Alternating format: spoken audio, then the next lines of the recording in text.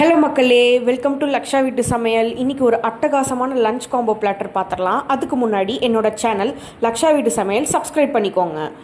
இன்றைக்கி என்ன லஞ்சுக்கு பண்ணியிருந்தேன் அப்படின்னு பார்த்தீங்கன்னா, நல்லா பூண்டு வெத்த குழம்பு தாங்க பண்ணியிருந்தேன். நல்லா மிளகு சின்ன வெங்காயம்லாம் போட்டு பூண்டு வெத்த குழம்பு பண்ணியிருந்தேன். இதுக்கு பர்ஃபெக்டான சைட் டிஷ் என்ன பண்ணியிருந்தேன் அப்படின்னு பார்த்தீங்கன்னா, கத்திரிக்காய் ஃப்ரை தான் செஞ்சுருந்தேன்.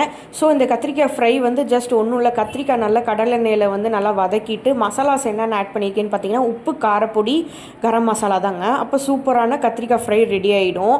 வத்த குழம்புக்கு சுட்டாப்பளம் தாங்க பர்ஃபெக்டான காம்போ. இந்த சுட்டப்பளம் செய்கிறதுக்கு நான் சில டிப்ஸ் அண்ட் ட்ரிக்ஸ் சொல்லித்தரேன்.